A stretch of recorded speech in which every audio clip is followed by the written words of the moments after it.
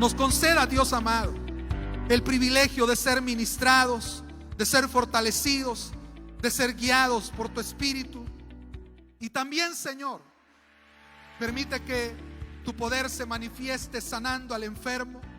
Tenemos diversas necesidades, diversas peticiones por sanidad, enfermedades, Señor, que quizás en lo humano no hay esperanza, pero por eso estamos aquí, Señor, porque tú te has revelado a nuestra vida y nos has hecho comprender que nada hay imposible para ti, que así como has transformado nuestra vida, que así como has perdonado nuestros pecados, puedes también sanarnos.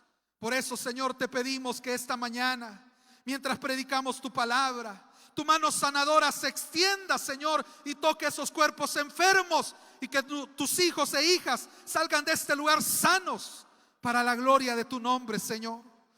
Nuestro anhelo, Señor, es que tu nombre sea honrado, que tu nombre sea glorificado. De antemano, Señor, te damos las gracias. De antemano, Señor, te agradecemos por tu bondad, por tu fidelidad. Gracias, Señor, por la vida de nuestra hermana, que también le concede llegar a 73 años. Padre, tú has sido bueno y pedimos que la sigas fortaleciendo, la sigas guardando, la sigas sosteniendo, Señor. En el nombre de Jesús, gracias. Amén, Señor, y amén. Les invito para que podamos abrir nuestras Biblias, y lo vamos a hacer en la carta a los Filipenses. Vamos a leer en el capítulo número 1. Carta a los Filipenses, capítulo número 1. Si lo encuentra, me dice un fuerte amén. Vamos a leer del versículo 12 al 14. Filipenses, capítulo número 1, versículo 12 al 14. Lo leemos, hermanos, y dice así la palabra del Señor. Quiero que sepáis, hermanos, que las cosas que me han sucedido han redundado más bien para el progreso del Evangelio, de tal manera que mis prisiones se han hecho patentes en Cristo en todo el pretorio y a todos los demás. Y la mayoría de los hermanos, cobrando ánimo en el Señor con mis prisiones, se atreven mucho más a hablar la palabra sin temor. Amén. Tenga la bondad de sentarse. Esta mañana, hermanos, a la luz de estos versículos, quisiera compartir con ustedes sobre ser instrumentos para el avance del Evangelio. En el Nuevo Testamento, lo que encontramos, hermanos, es la narración, por un lado, en los evangelios, sobre el ministerio de nuestro Señor Jesucristo en los días de su carne. Tiempo durante el cual nuestro Señor Jesucristo vino a revelarnos el Padre. Jesús dijo: el que me ha visto a mí, ha visto al Padre. Él vino a revelar al Padre y vino también, hermanos, a mostrar esa forma de vida que agrada al Señor. Pero aparte de eso, hermanos, también el Señor vino con un propósito específico, y es poder proveer un sacrificio para el perdón de nuestros pecados. Sabemos que toda persona, todo ser humano, ha cometido pecados. Y la Biblia es clara cuando dice que nosotros somos incapaces de salvarnos a nosotros mismos. Y por eso Jesús vino a esta tierra, se encarnó para ofrecer su vida en sacrificio, para que hubiera, hermanos, una base sólida para el perdón de nuestros pecados.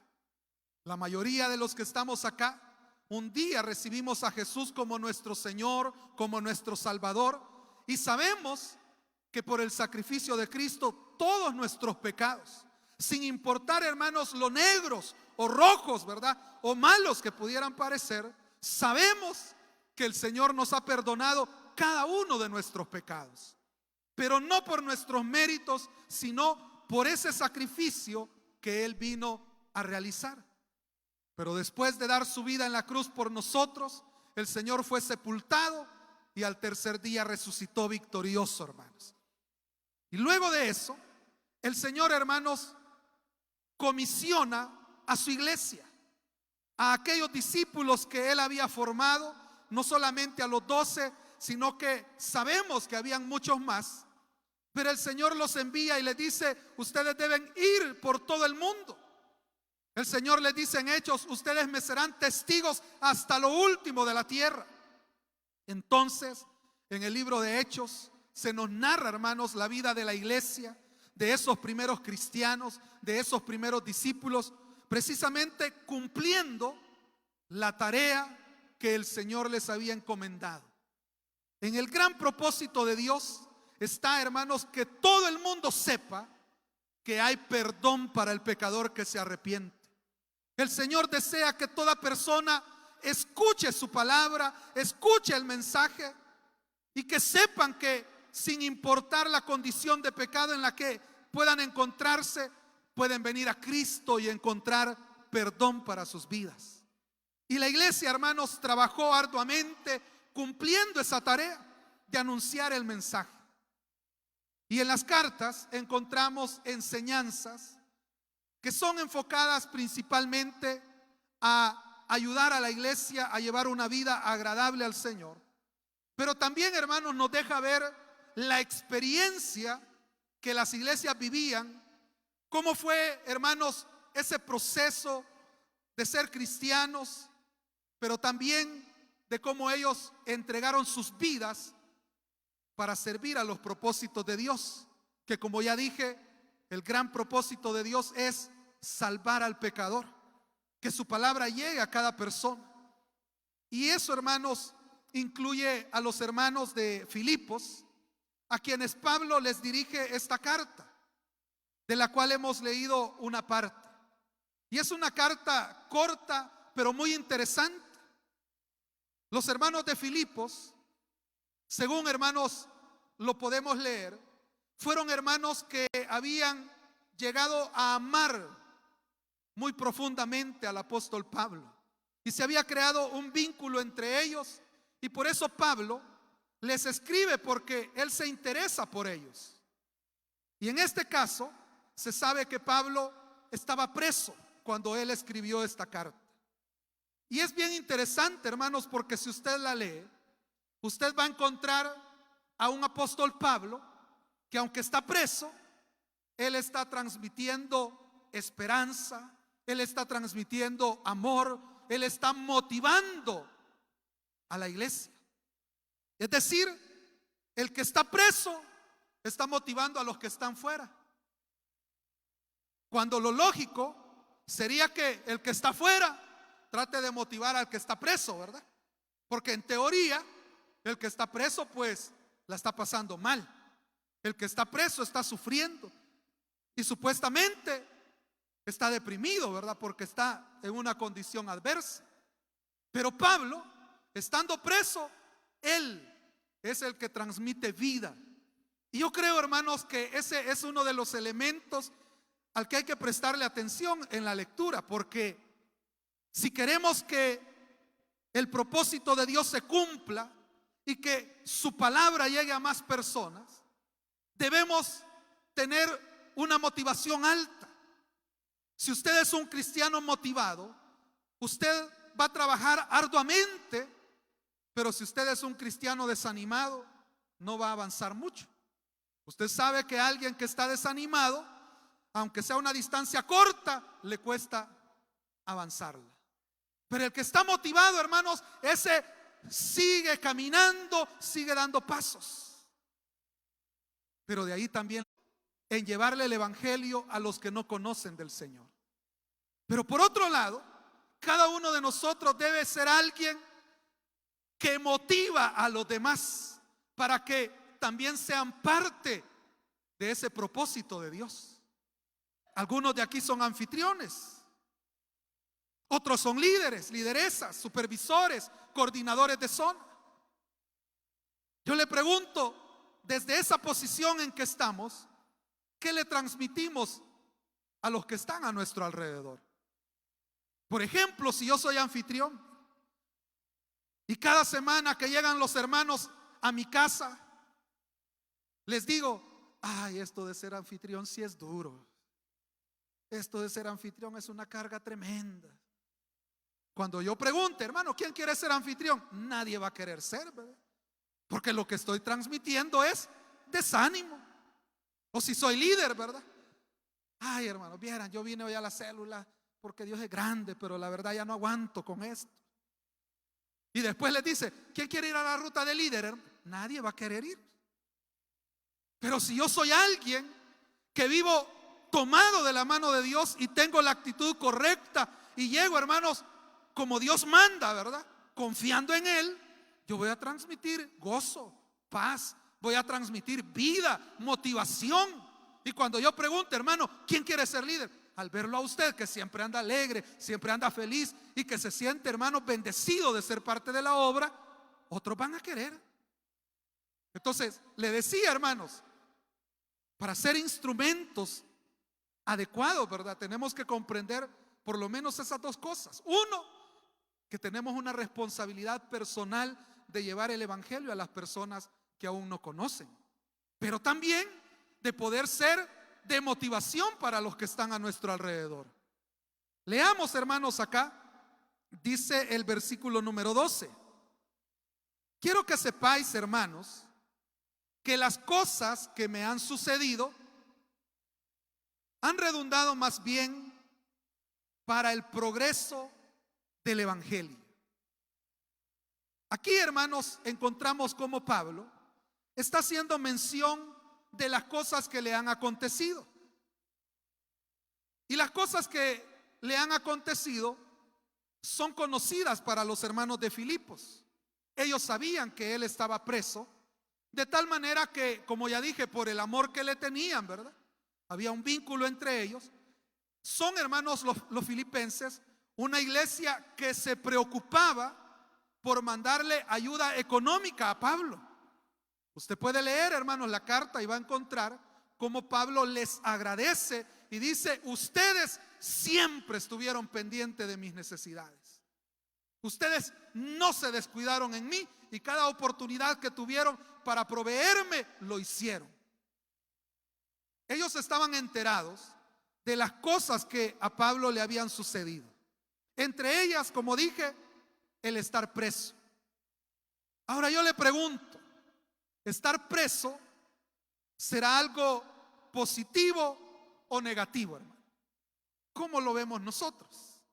Yo creo que la mayoría diríamos es algo negativo, porque ¿quién va a querer estar preso? Nadie, ¿verdad? Sin embargo, sabemos, hermanos, que cuando Dios tiene un propósito, Dios, hermanos, se glorifica a través de las circunstancias que sean. Cuando Dios tiene un propósito, nadie lo puede impedir. Aunque ocurran cosas adversas, hermanos, y cuando uno las vive, uno piensa, ¿qué está pasando? Quizás se perdió el control de esto. Pero nosotros sabemos que Dios nunca pierde el control, que Dios siempre está en el asunto, dice por ahí un hermanito, ¿verdad? Hermanos, aquí encontramos que Pablo lo que había experimentado era adversidades, luchas, dificultades. Pero él dice: hermanos, quiero testificarles, quiero que sepan que las cosas que me han sucedido, o sea, esas cosas que podemos considerar negativas, que consideramos adversas, han redundado para el progreso del evangelio. Es decir, que él, hermanos, la circunstancia que le llegó, que le tocó vivir, la aprovechó para poder cumplir la misión que Dios le había encomendado. Él, hermanos, al enfrentar la adversidad, al enfrentar la lucha, pudo haberse cruzado de brazos. Él pudo haberse desanimado. se pudo haber llenado de frustración, pero él decidió en esa circunstancia aprovechar para hacer lo que Dios le había encomendado, y era predicar el evangelio. Lo que Pablo deseaba, y él lo dice en su carta, en una de sus cartas a los Corintios, es que la mayor cantidad de personas conozcan al Señor. Y por eso él se iba a distintos lugares, a distintas ciudades, porque quería que su mensaje llegara a muchas personas. Pero ahora está preso, y obviamente en una cárcel él no tenía toda la libertad como podía tenerlo en una plaza pública, en una ciudad. Pero con los que estuvieran en la cárcel, ese era, hermanos, como dijo Jesús, el campo que ya estaba listo para ser cegado. Jesús dijo esas palabras: miren, alcen sus ojos, ¿no ven que los campos ya están listos para la siega? Esas fueron las palabras de Jesús. Vean al mundo. ¿Y qué veía Jesús? Él veía un campo listo para cosechar, para recoger el fruto. Eso es lo que veía Jesús. Y muchas veces, ¿qué vemos en el mundo nosotros, hermanos? Es que la gente no quiere, es que la gente está dura, es que mire aquí, mire allá, y ponemos todas las limitaciones. Pero Jesús dijo: alcen su mirada, los campos ya están listos. Y Pablo fue enviado a la cárcel, y él no dijo: vaya, tanto que quería predicar yo, pero a la cárcel me mandan, ¿y hoy qué hago? Deprimirme. No, ¿verdad? Estando ahí, aprovechó la circunstancia para poder predicar el evangelio. ¿Qué nos enseña esto, hermanos? Nos enseña que todo tiempo puede ser aprovechado para compartir el evangelio. Usted y yo no podemos estar esperando que venga una buena temporada a nuestra vida para poder ser útiles en las manos de Dios. A veces nosotros decimos: voy a dejar de servir porque mucho problema, mucha lucha. Pero no será, hermanos, que ese es el mejor momento para predicar, para compartir el evangelio, para ser instrumentos en las manos de Dios. Porque muchas veces estamos esperando que todas las circunstancias sean favorables. Hemos finalizado un año, hermanos, aprovechando la fecha, ¿verdad? ¿Qué balance hace usted del 2024? ¿Qué pudiera usted decir? Pudiéramos nosotros, como Pablo, decir: hermanos, quiero contarles que todo lo que me ocurrió en 2024 ha resultado en beneficio para la obra de Dios. ¿Podríamos decir eso nosotros? ¿O seremos de aquellos que el 2024 lo pasamos de incógnito, verdad? Ni cuenta nos dábamos que aquí estaba, porque usted decidió mantenerse al margen, ¿verdad? Tener ahí, como quien dice, un perfil bajo, cuando quizás Dios quería usar su vida. Pero Pablo fue enviado a la cárcel, pero él decidió aprovechar esa circunstancia. Si es cierto, ahorita no puedo andar libre y predicar allá como a mí me gusta, pero esto es lo que hay, este es mi campo ahora y lo voy a aprovechar. Cada uno de nosotros, hermanos, tenemos una realidad muy particular en nuestro diario vivir, pero en esa particularidad, sea de bonanza o de adversidad, Dios quiere que nosotros podamos aprovechar la vida para contribuir al avance del evangelio. ¿Y qué es el evangelio, hermanos? Aprovechando la frase, ¿verdad? La palabra evangelio lo que significa es buenas noticias. ¿Y cuál es la buena noticia que la iglesia tiene? Es, hermanos, lo que mencioné al inicio: poder llegar donde las personas y decirle: Cristo es la respuesta para su vida. Poder llegar a las personas y decirle: no importa cómo usted esté, Jesús vino a morir en una cruz para cargar con sus pecados, para que usted pudiera tener vida eterna. Esa es la buena noticia que Dios ha encomendado a la iglesia, de poder ir y decirle a las personas: no tienes por qué ir a una condenación eterna cuando hay un Cristo glorioso que dio su vida por ti. Esa es la buena noticia que tenemos. Y nosotros, hermanos, no debemos callarnos ese mensaje. No debemos guardarnos esa palabra. Tenemos que aprovechar cada circunstancia para que cuando termine el 2025, si Dios nos permite finalizarlo, podamos decir: todo lo que me ha ocurrido en 2025 ha redundado para el progreso del evangelio. Hermano y hermana, debemos nosotros considerar las cosas de acuerdo a la palabra. Y yo le aseguro que todos nosotros, si nos vemos como Dios nos ve, tenemos algo que aportar a la obra de Dios. Todos podemos contribuir al progreso del evangelio. Hermano y hermana, yo no sé si usted visualiza 2 cultos, ¿verdad? O sea, yo no quiero hacer 2 cultos solo por decir tenemos 2 cultos. No, primero llenemos este. Porque ¿de qué sirve decir tenemos 2 cultos con la misma gente? No, que se vea el progreso, ¿verdad? Pero ese progreso, hermanos, va a ocurrir cuando cada uno de nosotros, que somos la iglesia del Señor, nos comprometamos con ser instrumentos para que el evangelio siga progresando.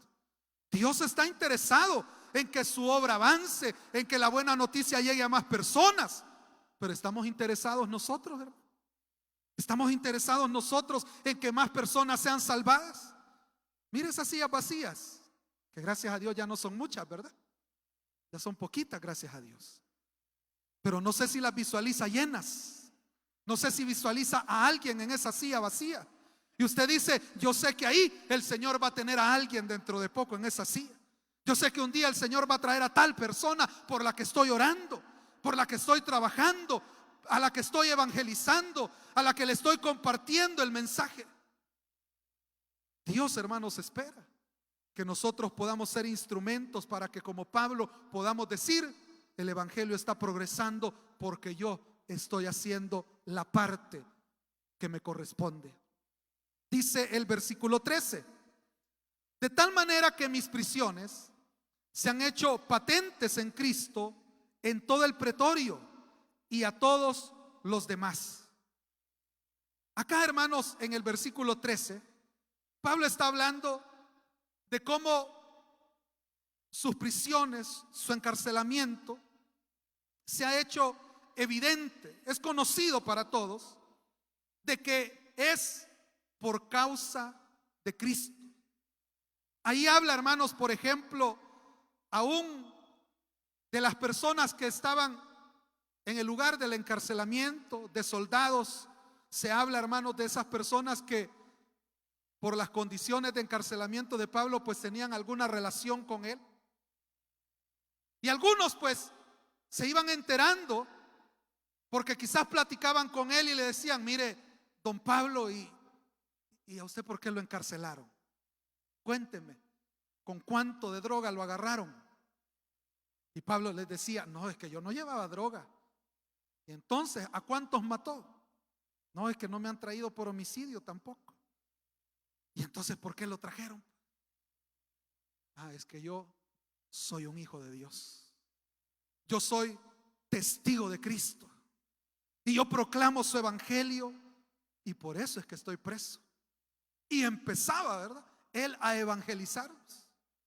Pero lo interesante acá, hermanos, es que Pablo fue alguien dispuesto a ir a la cárcel con tal de cumplir el propósito que Dios le había dado. ¿Por qué estaba preso Pablo? Por predicar a Cristo. O sea, ¿hasta dónde estaba dispuesto Pablo? Él estaba dispuesto a lo que fuera con tal de cumplir la tarea. Pero ¿por qué la iglesia a veces no avanza, hermanos? Porque los cristianos estamos enfocados en nuestra vida, ¿verdad? Estamos enfocados en nuestro mundo. Y yo no le digo que sea malo que tenga un trabajo, claro, está bien. Pero en el diario vivir, en las circunstancias que tenemos, debemos saber aprovechar para contribuir al progreso del evangelio. En el caso de Pablo, él estaba dispuesto a ir hasta la cárcel y aún más allá con tal de cumplir la misión. Pero muchas veces la iglesia de hoy no está dispuesta a esforzarse, mucho menos a sufrir por el evangelio. A veces, hermanos, lamentablemente, aún los cristianos, ¿verdad? Decimos, que agradezcan que vine al culto, ¿verdad? O sea, ocurre, hermanos, tristemente. Y si venir a un culto se le hace difícil, imagínese ya asignarle una responsabilidad, asignarle una tarea.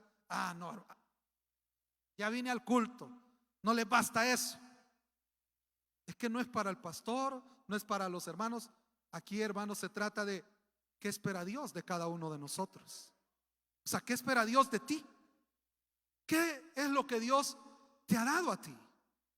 Dios, hermanos, yo lo interpreto así, se lo decía a un hermano un día de estos. Dios ha invertido en nosotros, hermanos. Desde que usted creyó en el Señor, Dios ha estado invirtiendo. Pero eso no es solo para que usted esté de adorno en la iglesia, es para que usted sea un instrumento en sus manos y para que su evangelio se pueda seguir extendiendo. Es que mire, aquí en medio nuestro hay hermanos que Dios les ha dado capacidades tremendas. Hay hermanos que Dios les ha dado la capacidad de saber expresarse, pero no quieren ser líder, ¿verdad? Hay hermanas que Dios les ha dado ese talento de preparar buenos refrigerios y no quieren ser buenas anfitrionas. Eso solo como un ejemplo, hermanos, pero Dios nos ha dado a cada uno tantas cosas, pero no son para que las tengamos guardadas, es para que las usemos en el progreso del evangelio. Ahí, hermano, donde usted vive, en su negocio, ¿verdad? En su trabajo, donde estudia, donde sea, usted debe verse como un instrumento en las manos de Dios. Pero a veces, hermano, uno encierra lo que Dios le ha dado.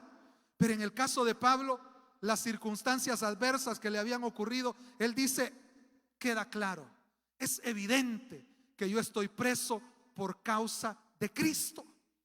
Entonces él se convierte para nosotros en un ejemplo de entrega, hermanos, de compromiso hasta lo último. Y él está determinado a ir a la cárcel si ese es el propósito de Dios. Pero él, hermanos, estando ahí, como también se afirma, ¿verdad? Yo estoy preso, pero la palabra no, ¿verdad? Y él seguía hablando la palabra, seguía compartiendo el mensaje.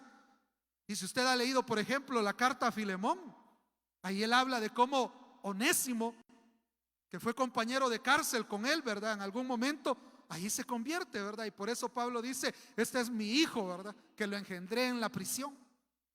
Porque no perdía tiempo Pablo, ¿verdad? O sea, le llevaban un compañero de celda, vení papito aquí, ahorita te evangelizo.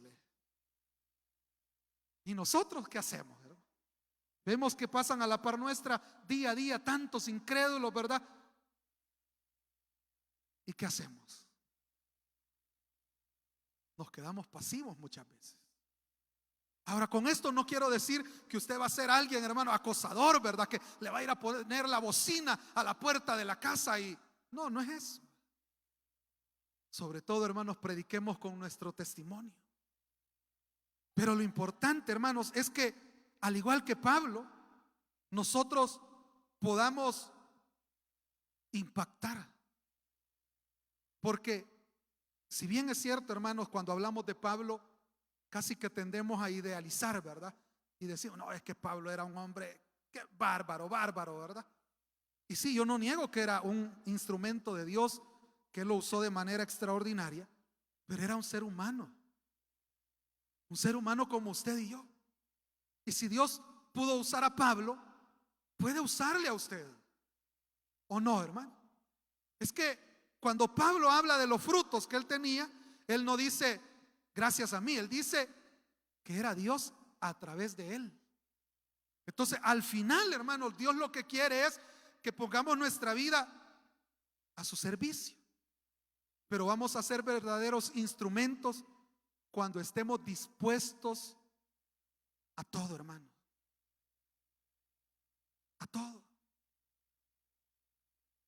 No podemos ser una iglesia cómoda, hermanos. No podemos ser una iglesia acomodada.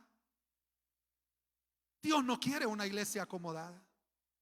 Dios no quiere una iglesia que se duerma en sus laureles, como decimos. Él quiere una iglesia que día a día esté comprometida con ese propósito de Dios. Él quiere una iglesia que esté enfocada, que tenga claridad. ¿Qué espera Dios? Hermano, Dios tiene un propósito particular, ¿verdad? Él sabe qué va a hacer con usted este 2025. Él sabe lo que va a hacer con cada uno. Él tiene un propósito particular. Pero algo que debemos tener claro es que este año y el año que viene, si Él nos da vida, y los años que vengan, Él quiere que estemos dispuestos para Él. Porque si usted no está dispuesto para Él, su vida cristiana no es relevante. Su vida cristiana no está contribuyendo al progreso del evangelio. Pero en ese caminar y cumplimiento de ese propósito pueden venir cosas como las que le ocurrieron a Pablo, pero dice que al final se hizo evidente. O sea, todos sabían que Pablo estaba ahí no por sinvergüenza, no por andar haciendo cosas malas, sino por causa de Cristo. Entonces, hermanos, uno puede pensar, la esencia de lo que movía a Pablo era su compromiso con Dios, en ser útil a ese propósito. Y dice, hermanos, en el versículo número 14, y aquí, hermanos, es donde quiero hacer mayor énfasis. Y dice: y la mayoría de los hermanos, cobrando ánimo en el Señor con mis prisiones. Mire qué tremendo esto, hermanos. Porque dice: la mayoría de los hermanos cobraron ánimo con mis prisiones, dice Pablo. O sea, la forma en que Pablo enfrentaba esa adversidad lograba, por un lado, salvar a muchos porque compartía el evangelio. Pero también, hermanos, la forma en que él enfrentaba esa adversidad lograba impactar la vida de los demás creyentes de tal manera que los animaba. Es decir, que los demás hermanos, al darse cuenta que Pablo estaba preso por predicar el evangelio, que estaba preso por causa de Cristo, en lugar de desanimarse y decir: ah, no, hermano, eso de predicar mucho problema, mejor yo me quedo solo como un miembro más, ¿verdad? Solo como espectador, porque mire, eso de ser servidor, de ser líder, hermano, yo lo he oído muchas veces. No, hermano, yo, mire, prefiero ser solo miembro, le dicen a uno. Es que eso de involucrarse, mucho problema. Es que mire, ya tratar con personas. Y es cierto, es verdad, hermano, sí, trabajar con personas no es fácil. No voy a preguntar, pero los que son casados, ¿alguna vez han discutido? Risa les da a algunos, ¿verdad? Porque saben que la respuesta es obvia, ¿verdad? Y eso que solo son dos, ¿verdad? Solo él y ella. Y discuten, imagínense cuando hay más gente. Es que tratar con personas no es fácil. Pero viene la gente y no, hermano, yo prefiero ser así, ¿verdad? Un cristiano pasivo que no se mete en dificultades. Entonces no estás dispuesto a nada por Cristo. Mire, es más, hay gente que llega al extremo de decir: yo soy cristiano, pero mi relación es en mi casa con el Señor. Yo no asisto a ninguna iglesia. Yo no necesito ir a una iglesia. Mi pastor es Cristo, dicen. Porque eso de andar en iglesia, mucho chambre, mucha gente hipócrita. Así que no, yo solito en mi casa, ahí con Cristo, yo me entiendo con Él, dicen ellos, ¿verdad? Pero esas son ideas antibíblicas, hermano. Porque la Biblia enseña que la iglesia es un cuerpo.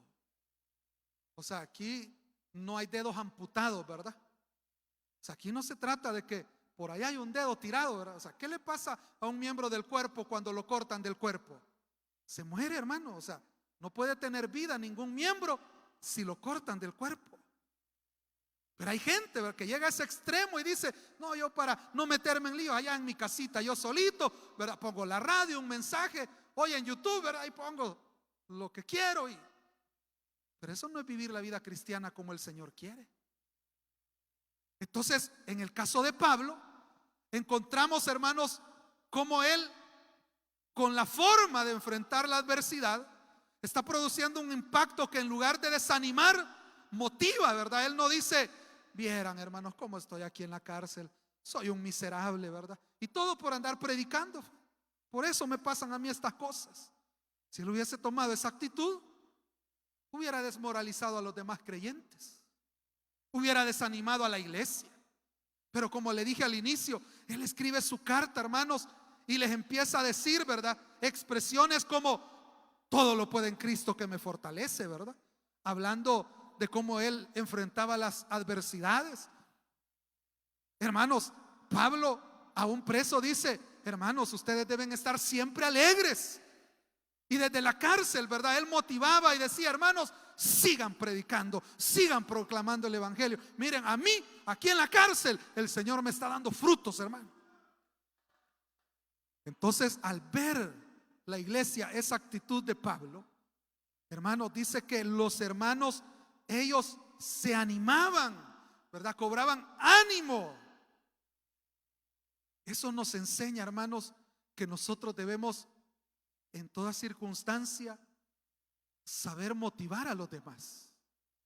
Pero aquí hay un elemento bien importante, hermano, y es: ¿de dónde sacaba Pablo la fuerza para mantener ese ánimo en medio de la adversidad? Es que, hermano y hermana, cuando uno todo le va bien, es bien fácil estar alegre, ¿verdad? Cuando todo le va bien, es bien fácil sentirse feliz y celebrar, ¿verdad? Y decimos: voy a hacer un culto de acción de gracias porque el Señor me ha dado tal bendición. Pero cuando viene la adversidad, y sobre todo, hermanos, cuando viene por hacer lo que le agrada a Dios, se corre el riesgo de la frustración. Porque si uno hace lo bueno, lo que espera es el premio de Dios. ¿O no, hermanos? ¿No les pasa eso a ustedes? O sea, eso es lo lógico que uno espera, ¿eh? Este 2024 yo he honrado al Señor, así que lo que espero es un 2025, aleluya, más bendecido. Pero lo agarra el 2025 con una buena prueba, ¿verdad? Ay, Señor, tanto que serví el 2024 y empezando el año y ya me está azotando. Cualquiera se frustra, ¿verdad? Entonces, ¿de dónde sacaba Pablo esa fuerza que era capaz de mantenerlo a él animado y aún más llevar ánimo a los demás? ¿De dónde surge esa fuerza? Surge, hermanos, de tener una relación con el Señor. Surge de comprender que Dios está cumpliendo un propósito en nuestra vida. Algo importante, hermanos, de Job, una frase muy conocida, ¿verdad? Dice que él no atribuyó despropósito alguno. O sea, él no entendía lo que estaba viviendo, él no entendía lo que estaba pasando, pero en lo más profundo de su corazón él decía: Dios tiene un propósito, porque Dios no hace las cosas solo por hacerlas, y Dios sabe lo que está haciendo conmigo. Entonces Pablo, él, hermanos, mantenía una comunión con el Señor. Eso es importante, hermanos, porque hay personas que cuando llega la adversidad se empiezan a distanciar de la iglesia, empiezan a dejar de congregarse, empiezan a dejar de leer la Biblia, a dejar de orar. O sea, están haciendo lo que no deben hacer. Porque si bien es cierto, hermanos, la adversidad nos provoca cierto grado de desánimo, pero ahí es donde usted más debe fortalecer su comunión con el Señor. Porque ¿a quién iremos, hermanos? ¿A quién va a ir usted si no es al Señor? Entonces es importante tener esa comunión con el Señor, porque si usted va aflojando, mire, hay gente que lo primero que hace es dejar el privilegio, ¿verdad? Y dice: no, hermano, yo me voy a quedar solo de miembro. Pero luego de dejar el privilegio, como ya no tiene privilegio, ya no viene a todos los cultos, cada vez viene con menos frecuencia, Y de repente ya no lo vemos, ¿verdad? Y de repente, hermanos, 3 años ya sin congregarse. ¿Y cómo ocurrió? Fue un descuido de su relación con el Señor. Hermano, luchas todos tenemos. La diferencia es que algunos nos aferramos al Señor, como Pablo. O sea, Pablo, hermano, no es que fuera un masoquista y le gustara sufrir. Lo que pasa es que en medio del sufrimiento él había aprendido a fortalecerse en Dios. Entonces él mantenía su comunión con el Señor, y eso es lo que a él lo fortalecía. Pero al mismo tiempo, hermanos, esa comunión con el Señor nos lleva al otro aspecto que yo le decía, y es comprender que Dios tiene un propósito. Comprender, hermanos, que Dios tiene un propósito. Aquí, hermanos, por el tiempo, pues no vamos a leerlo todo, pero en otra ocasión vamos a reflexionar. Pero la situación para Pablo era tan difícil que él llega a decir que posiblemente moría. O sea, él llega a hablar de eso, hermanos, más adelante, usted lo puede leer. Y él llega a mencionar, hermanos, miren, aquí la situación está así. Como puede hacer que el Señor me libre de la cárcel, puede hacer que me maten. Así está la cosa. ¿Cómo se sentiría usted? O sea, la situación realmente era fuerte. Ahí no era cuestión de que el Señor le había dicho: Pablo, vas a ir preso unos 3 días, pero después te voy a sacar. No, hermano, o sea, él solo estaba confiando que algún propósito tenía Dios. Pero tan así era la situación que él dice: hermanos, la verdad, ahorita estamos en veremos, ¿verdad? ¿Cuántas veces nos hemos sentido así, hermano? En veremos. Pero la confianza en que Dios tiene un propósito para nuestra vida, hermano, nos da la capacidad de mantenernos en pie, de mantenernos firmes y decirle: Señor, yo sé que algo estás haciendo. Y cuando sacamos esa fuerza, hermanos, los que están a nuestro alrededor ven y dicen: hermano, yo me he dado cuenta de su lucha, de su situación. ¿Y cómo hace usted para mantenerse firme? ¿Cómo hace usted para seguir adelante? Mire, yo ya me hubiera derrumbado. No sé si alguna vez le han dicho eso, ¿verdad? Pero usted sale y le dice que: mire, hermano, Dios ha prometido que nunca nos va a dejar. Dios ha prometido que Él siempre nos va a ayudar. Él tiene un propósito con cada. Y usted, en medio de aquella circunstancia, la aprovecha para transmitirle fe, motivación a otros. Yo me recuerdo ya hace muchos años, hermanos, yo en una zona que estuve, tenía de anfitriona a la mamá del hermano Manuel Vázquez, que fue pastor en Sonsonate. Lo menciono porque quizás algunos lo conocen, pero bueno, lo conocieron, ¿verdad? Pero esta hermana era una anfitriona ya muy mayor de edad y cayó en una situación de salud bastante difícil, muy pero muy difícil. Entonces, con algunos hermanos nos pusimos de acuerdo: hermanos, vamos a visitarla, vamos a orar por ella. Y fuimos, ¿verdad? Y empezamos a orar: Padre, aquí está tu hija, te pedimos. Y aquellas grandes oraciones que usted sabe que hacemos, ¿verdad? Con la ayuda del Señor. Pero lo tremendo, hermanos, es que cuando yo terminaba la oración, empezaba ella, ¿verdad? Padre, guarda a mis hermanos, gracias que los trajiste, te pido que los lleves con bien, bendícelo. Y, hermano, una oración que, o sea, al final ella nos motivaba a nosotros. O sea, nosotros habíamos llegado a orar por ella porque estaba en una situación de salud bien difícil, pero a la larga, hermano, nosotros salíamos ministrados, porque se echaba una oración poderosa esa sierva estando en la cama, hermanos. Y entonces uno salía de ese lugar y decía: qué tremenda esta hermana, ¿verdad?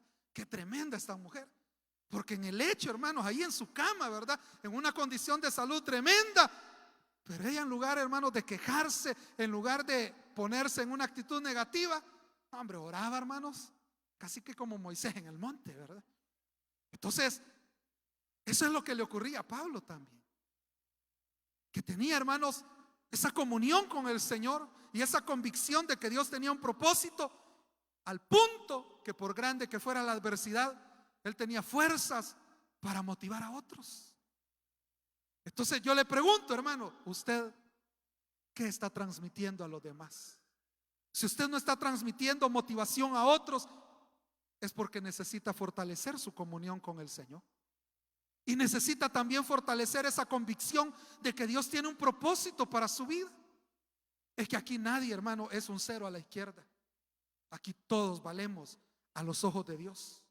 Y dice el versículo 14, hermanos, lo leemos, dice: la mayoría de los hermanos, cobrando ánimo en el Señor con mis prisiones, se atreven mucho más a hablar la palabra sin temor. Mire cuál era el resultado, hermanos. El resultado era que en lugar de desanimarse los demás, lo que había surgido era confianza, valor, motivación en los demás hermanos. Y decían: si el hermano Pablo es capaz de aguantar la cárcel con tal que el evangelio siga avanzando, denme una célula, mires. Si él aguanta eso, pues yo voy a aguantar un par de hermanitos, ¿verdad? Denme un privilegio. O sea, quiero ser útil en la obra de Dios. O sea, es tremendo, hermano. Yo no sé si me doy a entender. O sea, porque si a usted le dijeran: mire, están metiendo preso a los que predican, ¿qué haría usted? Algunos quizás renunciaríamos. No, si es así, ya no se vale, ¿verdad? Si es así, no cuenten conmigo. Pero en este caso, hermanos, la experiencia de Pablo impactaba tanto la vida de otros que se llenaban de valor y decían: yo seguiré predicando el evangelio. Hermanos, el deseo del enemigo es que la iglesia retroceda. El deseo del enemigo es que la iglesia deje de avanzar. Pero ¿cuál es el deseo de Dios? El deseo de Dios es que su iglesia siga creciendo. El deseo de Dios es que este mensaje, estas buenas nuevas, sigan llegando a más personas. Ese es el deseo de Dios. ¿Y a través de quién lo quiere hacer Dios? A través de hombres y mujeres que cobren ánimo, que cobren valor y digan: si otros se esfuerzan, si otros están dispuestos a padecer por Cristo, yo también estoy dispuesto. Eso es lo que Dios espera de cada uno de nosotros. Hermanos y hermanas, nosotros no debemos ser la iglesia que hizo retroceder el evangelio. Nosotros debemos ser la iglesia que contribuyó al progreso del evangelio. Esa es la iglesia que debemos ser. La iglesia que quedará en la historia, y cuando digan: ¿qué es Misión Cristiana Elín Lourdes? Una iglesia que ama al Señor, una iglesia que ama cumplir sus propósitos, una iglesia que ama ser instrumento para el progreso, para el avance del evangelio. Eso debemos ser nosotros. Que en todo lo que vivimos, en todo lo que atravesemos, en toda circunstancia, nos mantenemos firmes predicando las buenas noticias de salvación. Que lo hacemos en tiempos buenos, pero también lo hacemos en tiempos malos. No somos una iglesia que camina basada en las circunstancias. Somos una iglesia que camina basada en el propósito de Dios. Que Dios, hermanos, use cada una de nuestras vidas. Vamos a orar. Y ahí donde está, hermano y hermana, primeramente dele gracias al Señor porque un día alguien le predicó el evangelio a usted. Un día el Señor usó a alguien y por eso usted está aquí esta mañana. Porque un día el Señor permitió que su buena noticia pudiera llegar a usted. Por eso estamos aquí, hermanos. Porque el Señor fue propicio y usó a alguien que quizás estuvo dispuesto a renunciar a su comodidad. Pero hoy nos toca a nosotros, hermanos, ir al mundo que nos rodea. Nos toca a nosotros ir a cada una de las personas que están en nuestro entorno. Hoy es nuestro tiempo, hermanos, de cumplir la tarea que Dios nos ha encomendado. Hoy es el momento para ti y para mí, hermano y hermana, de poder llevar esta palabra, de poder decirle al que está a nuestro lado: Cristo te ama, Cristo puede romper tus cadenas. Hermano y hermana, yo le invito por un momento que si conoce a alguien que no conoce al Señor, haga una oración por esa persona y le diga: Señor, revélate a esa persona, revélate a esa vida. Por un momento oremos, hermanos, y dígale: Señor, rompe las ataduras, rompe las cadenas, liberta al cautivo. Ore al Señor, hermano, levante su voz y dígale: yo quiero pedirte por esa persona, Señor, por ese amigo, por ese familiar, por ese vecino, ese compañero de trabajo, ese miembro de la célula. Hoy es el día en el cual su iglesia se une y clama por la salvación del perdido. Concédenos una cosecha abundante, Dios amado. Concédenos una cosecha gloriosa. Concédenos, oh Señor, una cosecha abundante, que podamos ver día tras día, Señor, a los pecadores siendo alcanzados con tu misericordia. Que podamos ver cada día a los pecadores, Señor, siendo alcanzados por tu gracia. Oh Señor, glorifícate, glorifícate salvando vidas. Vamos a orar, hermano y hermana, y dígale: Señor, yo también quiero ser instrumento en tus manos. Quiero ser instrumento para la gloria de tu nombre. Levante sus manos y dígale: quiero ser instrumento. Quiero que uses mi vida independientemente de las circunstancias. Señor, dame la fe, dame la fuerza. Dame tú, Señor, esa ayuda para poder servirte en toda circunstancia. Aquí estamos, Señor, esta mañana, porque queremos ser una iglesia que cumpla tu propósito. Queremos ser instrumentos en tus manos. También queremos hacer una invitación esta mañana. Si alguien quiere venir a Cristo por primera vez, levante su mano ahí donde está. Vamos a orar por usted. Dios quiere que estas buenas noticias de salvación se hagan realidad en tu vida. Hay alguien que por primera vez va a recibir a Jesús como su Salvador. Levante su mano bien en alto. Vamos a orar por usted. Hoy es día de salvación para todo aquel que cree en Él. Si tú has venido y sabes que necesitas el perdón en tu vida, aprovecha este momento, levanta tu mano. Dios bendiga a este caballero que está al frente. Gloria al Señor por esta vida. ¿Alguien más? Invito también, si alguien se va a reconciliar con el Señor, levante su mano bien en alto esta mañana. Hoy es el día para que usted pueda recibir el perdón de sus pecados. ¿Hay alguien más que viene a Cristo esta mañana? Levántese. Levántese de su silla y venga al Señor.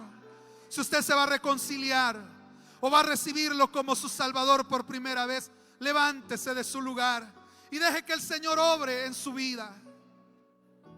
¿Habrá alguien más? ¿Hay alguien más que viene al Señor esta mañana? ¿Habrá alguien más?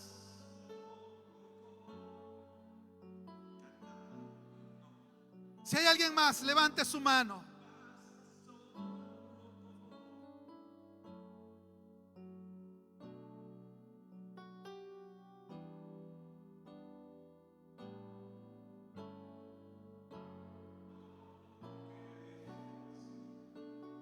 Alguien más que viene hoy al Señor, levántese de su silla. Voy a cerrar este llamado. Voy a finalizar esta invitación. Pero si tú estás en tu silla y sabes que necesitas el perdón de tus pecados, levántate de tu silla esta mañana.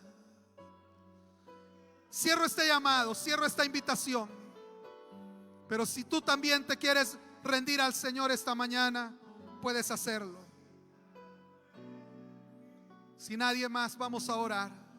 Vamos a orar por este caballero que está al frente. Amado Dios, te damos gracias por tu misericordia, por tu bondad. Gracias, Señor, por alcanzar con esa gracia a este caballero que está al frente. Te pedimos que le perdones, Señor, que le limpies de todo pecado. Él viene reconociéndote como Señor y Salvador de su vida. Límpiale de todo pecado, de toda maldad. En el nombre de Jesús, transfórmale para tu gloria. Haz de él un instrumento útil para tu gloria, Señor. Obra en él el milagro del nuevo nacimiento. Y de antemano te damos las gracias por lo que has hecho en él y lo que has hecho en cada una de nuestras vidas. Gracias, Señor, en el nombre de Jesús. Amén y amén, Señor. Dios les bendiga, amados hermanos.